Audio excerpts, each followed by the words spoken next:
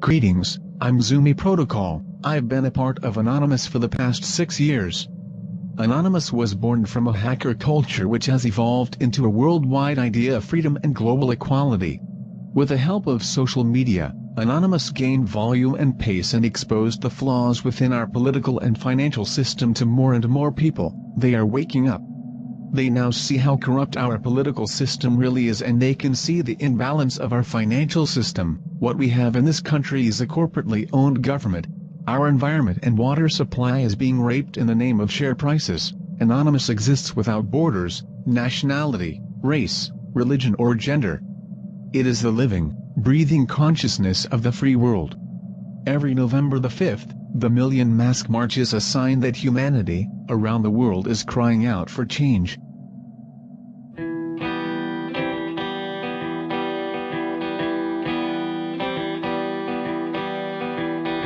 It's not even worth talking to them. It's honestly, what? They're not going to listen. They're stuck in this system. A system that is designed to make us believe that we have an illusion of choice. Puppet number 1, 2 or 3. Nah, mate. I don't agree with politicians. I have no time for politicians.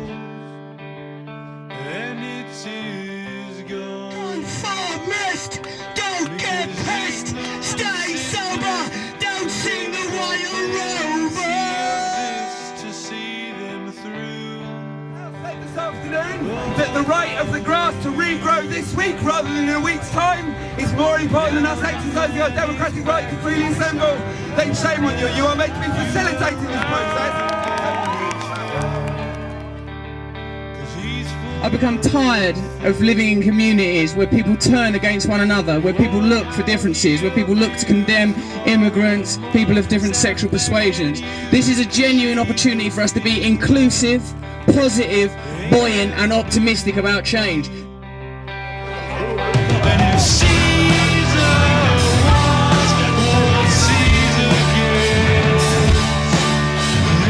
People have been infantilized, they've had the feeling of their own agency taken away from them, and most people do not recognize their own power. Most people don't believe that they have the ability to see what's going on and to change things, that they can speak up, that they can take action.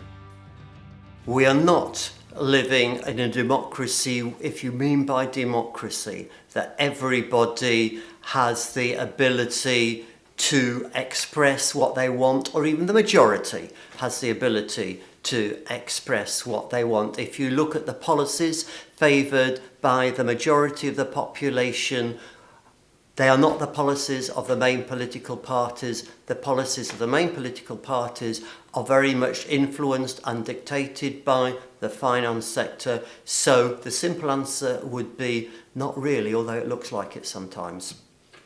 Would it be fair to say that we're living in an economic dictatorship? Well, the ideal model of free market economics depends on the assumption that everybody comes to the market with roughly equal financial wealth, and then you get all these benefits which they talk about in your Economics 101 courses. Now, in fact, that system very quickly degrades into something very, very unequal, where the power of individuals creates a virtual dictatorship. It's not as if we've totally lost habeas corpus, but certainly the world is ruled for the benefit of the 1% more than the benefit of the 99%.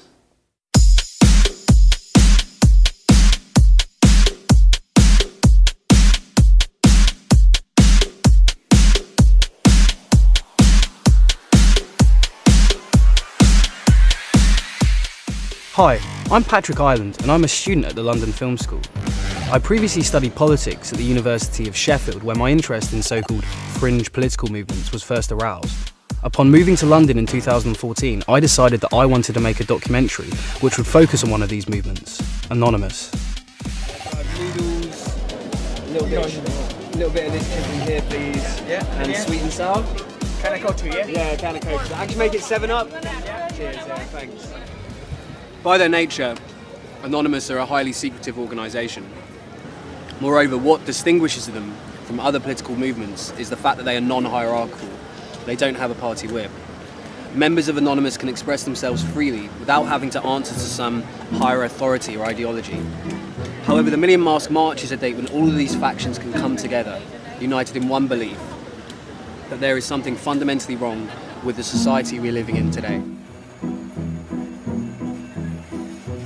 To learn more about Anonymous, I decided to meet with the organisers of this year's Million Mask March.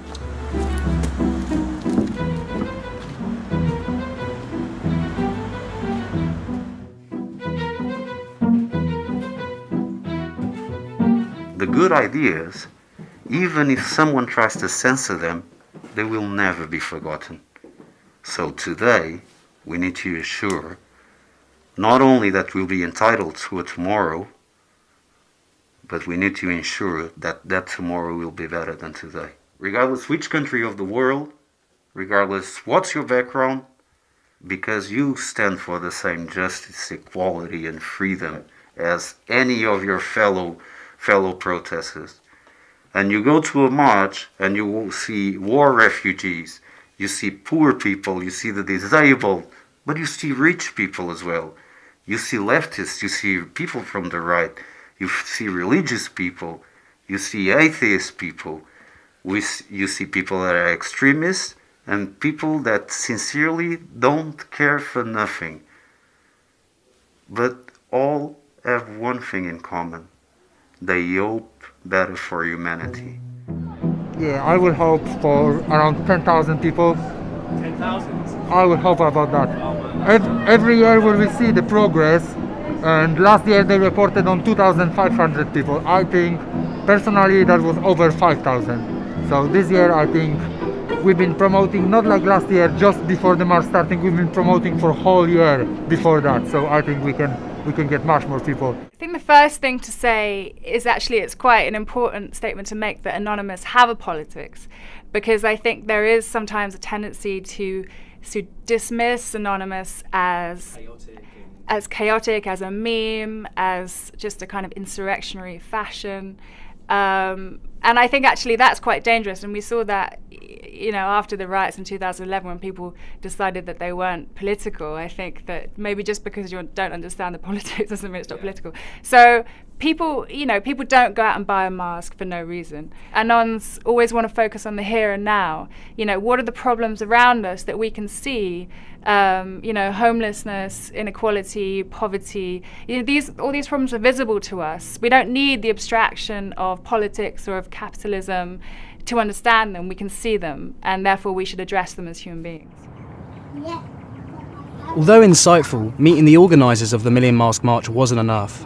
I wanted to meet a face behind the mask and experience on a personal level what it means to be in Anonymous.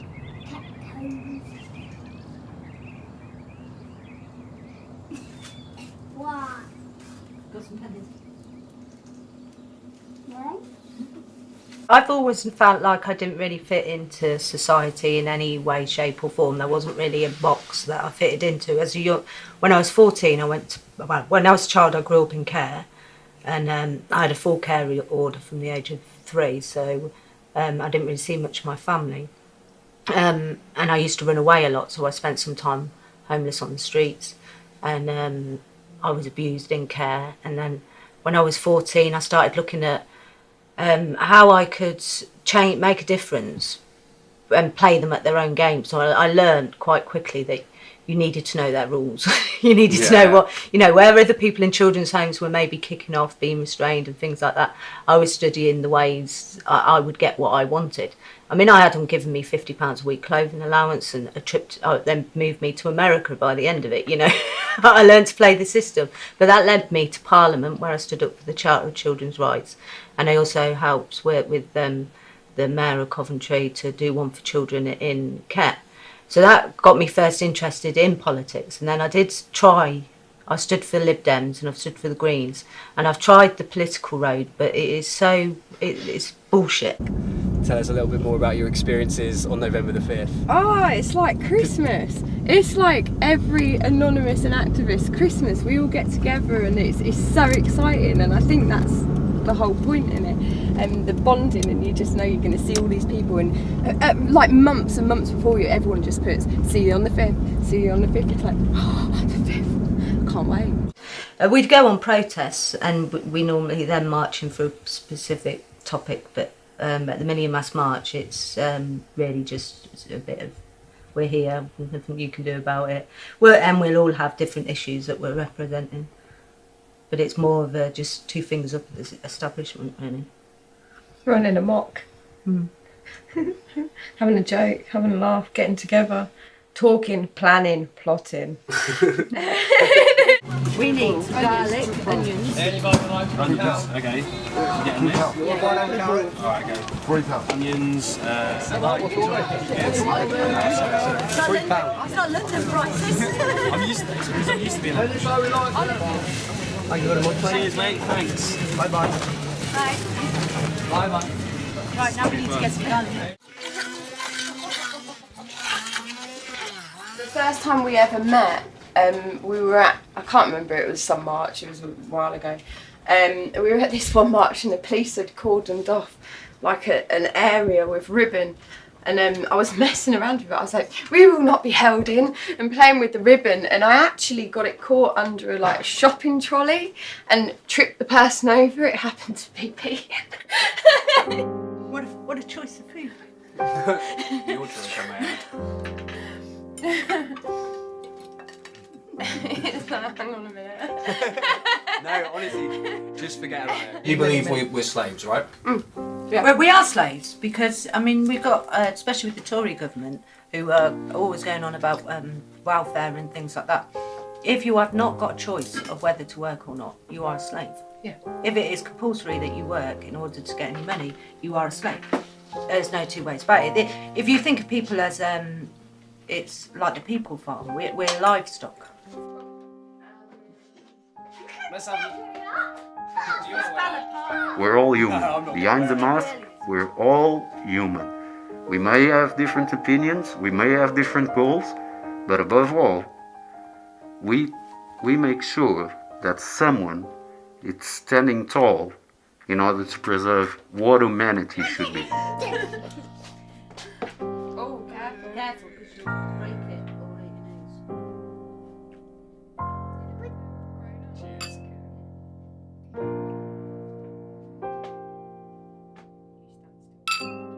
To revolution. To revolution. There we go.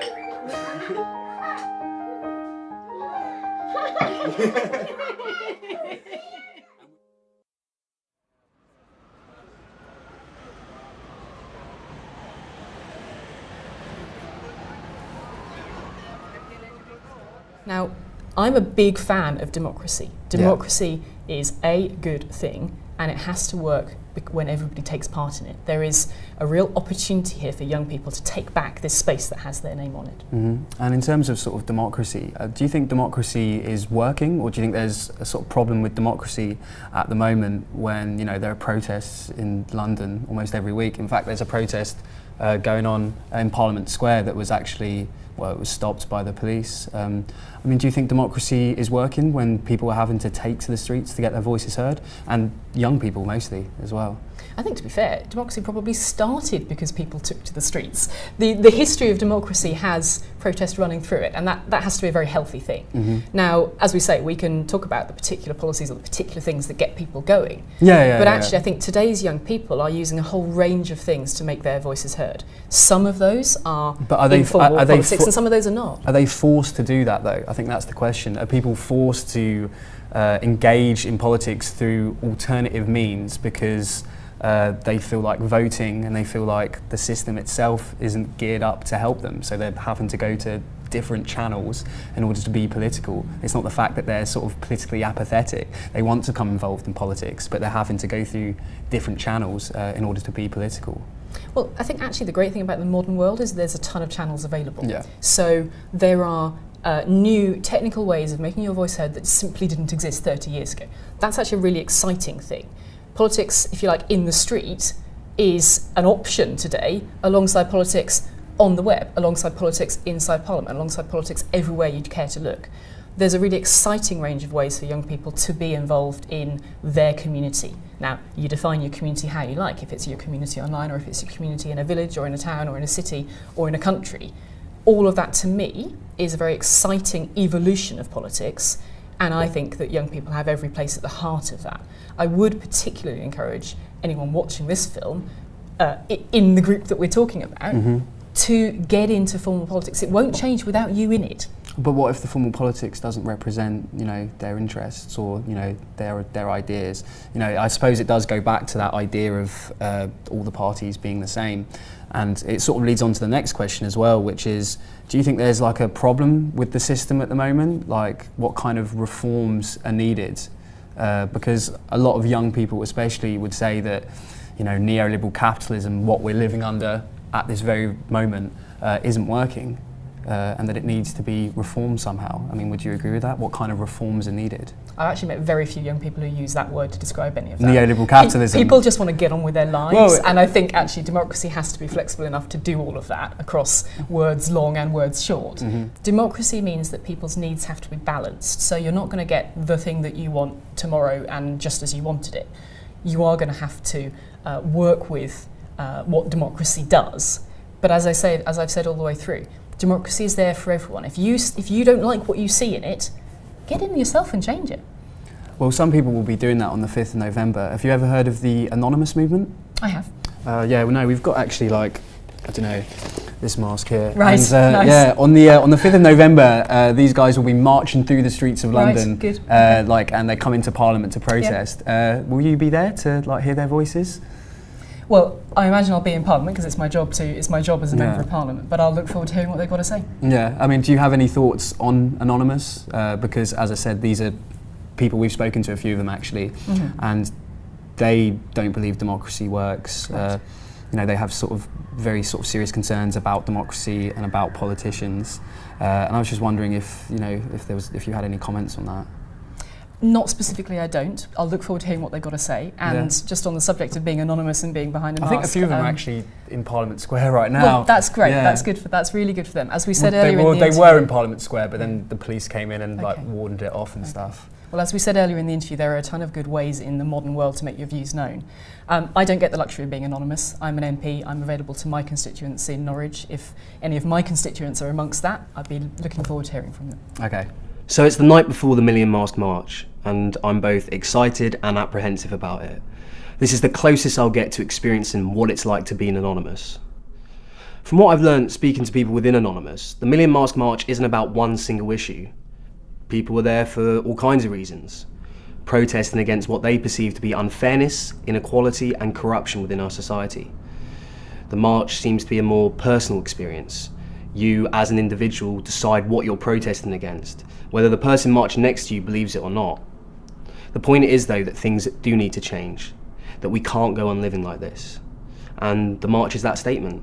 It's a statement of solidarity, it's a statement of unity, it's a statement that we're all in this together despite our differences.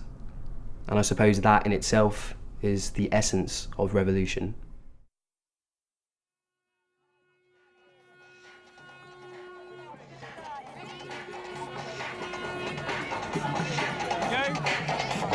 Are you ready?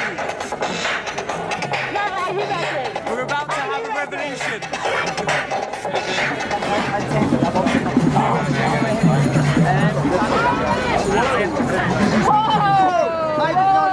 Jesus, have you guys seen this? Holy shit. Have you guys seen this? Oh my god, it's amazing. That's what the people look like.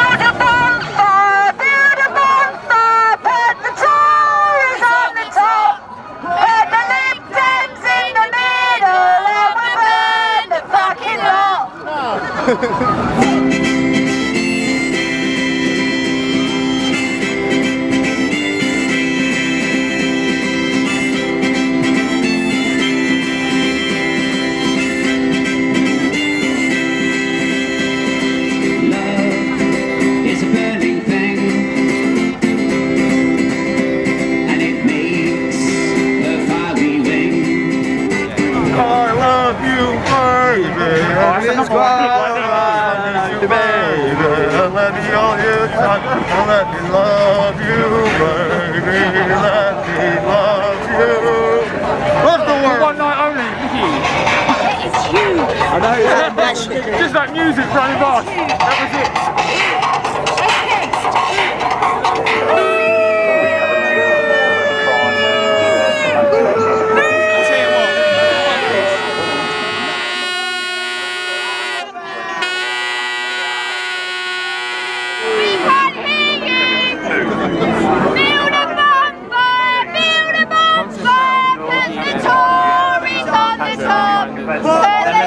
X in the middle, and we'll burn the fucking lot. We are the 99%! We are the 99%! We are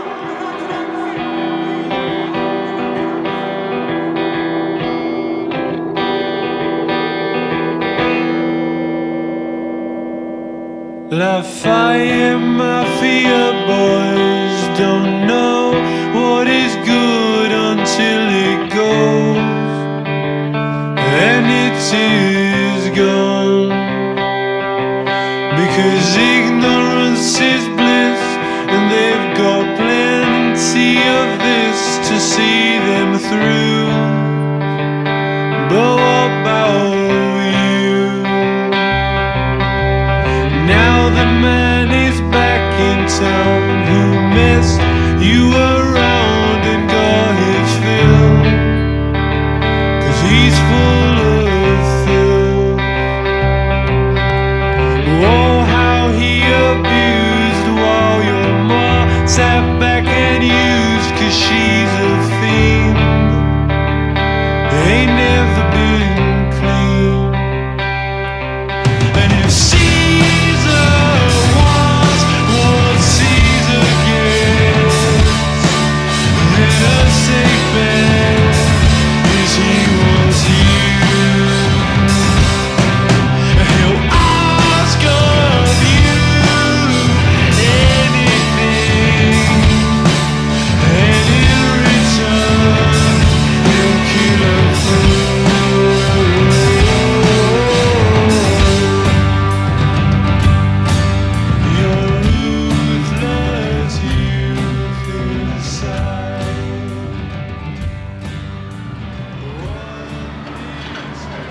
Anonymous, Million Mask March, all these alliteratively named, peculiar, shady, yet populist organisations are the best chance people have in civilised society of having their voices heard.